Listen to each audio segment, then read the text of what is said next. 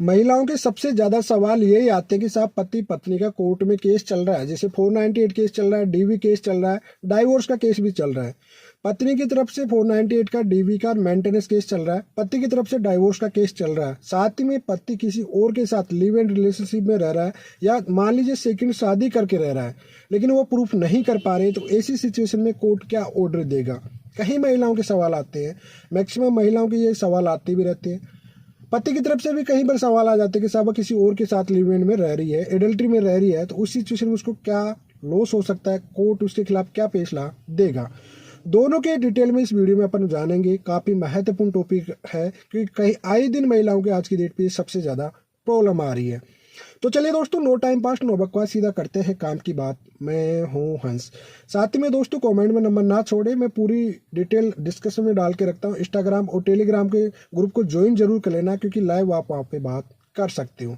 देखिए, मान लीजिए अगर आपका पति और पत्नी का मामला चल रहा है, कोर्ट में चल रहा है ना, अब चलते समय मान लीजिए पति लिव इन में कोई दूसरी को साथ में रख रहा है, तो उस सिचुएशन में देखो आप पे डाइवोर्स का केस भी डाल रखा है साथ में, तो डाइवोर्स तो मिलने वाला है नहीं, क्योंकि लीगली वाइफ आप ही हो। सेकंड मैरिज उसने कर भी लिया तो भी पहली वाइफ ही एक लीगली वाइफ रहेगी, सेकंड वाइफ जो है शादी वो नहीं मानी जाएगी।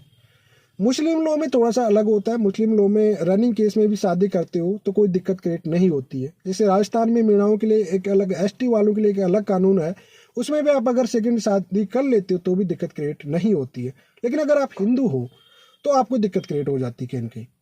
क्यों? क्योंकि देखो, सेकंड में वाइफ आप विदाउट डाइवोर्स नहीं रख सकते हो। अगर आप हिंदू हो तो सेकंड वाइफ आप नहीं रख सकते हो, सेकंड शादी आप नहीं कर सकते हो। ठीक है। अब ऐसे सिचुएशन में कोर्ट क्या डिसीजन देगा। पति डाइवोर्स किया तो क्या उस पर, क्योंकि वो खुद एडल्ट्री में है और वो ये चाहता है कि एडल्ट्री मुझे डाइवोर्स मिल जाए, तो उस सिचुएशन में आपको डाइवोर्स नहीं मिलने वाला। ये बात आप माइंड में फिट कर लेना। आप ये चाहते हो कि ज़्यादा से ज़्यादा क्या होगा, कुछ नहीं होगा। देखो, आपके जो रह रहा है उसको ये पता पड़ता है। देखो, कई बार बातें छुपा देते हो आप लोग, तो वो आप पे 495 का 495 केस कर सकती है, जिसपे आपको 10 साल तक की सजा का प्रावधान दिया गया है। अगर कहीं से कहीं भी, क्योंकि उस पर आपकी मिसेज है जो भी है, जैसे आप कोई दूसरी रख रहे हो बिना डाइवोर्स के, तो आपकी पत्नी लाइफ ऑफ डैमेज का एक सिविल सूट करेगी, उस पर केस होगा तो दिक्कत। 498 होता है जैसे षड्यंत्र रचना किसी की लाइफ में, वो केस करेगी तो कहीं ना कहीं से सामने आ जाएगी, साहब इसने तो मुझे पता है नहीं। और देखो, जब कानून उस पर केस होता है आपके पार्टनर पे किसी के साथ में, तो दिक्कत आपको क्रिएट हो जाती है। तो ऐसी सिचुएशन में कोर्ट आपके खिलाफ फैसला देगा। अगर पति है तो आपको मेंटेनेंस भी देना पड़ेगा पत्नी को आराम से इजीली में, साथ वो रहेगी ना ऐसी कंडीशन में, उसके लिए आपको सेक्शन 20 में जाके आपको वन टाइम के लिए उसके लिए या तो मकान बना के दीजिए या रेंट का किराया भी आपको देना पड़ेगा अलग से। वो डाइवोर्स भी आपको नहीं मिलेगा, दिक्कत आपको क्रिएट हो जाएगी। उसी प्रकार से अगर पत्नी ऐसा कर रही है तो पत्नी को मेंटेनेंस नहीं मिलेगा। सीआरपीसी 125 सबसेक्शन 4 में क्लियरली है, अगर जारता में रहती है पत्नी, किसी भी प्रकार से एडल्ट्री में रहती है, तो दिक्कत क्रिएट होती है। आगे चलकर ये आपको बात को समझ लेना चाहिए। तो आई होप आपको समझ में आ गया होगा कि डाइवोर्स आपको मिलने वाला नहीं है।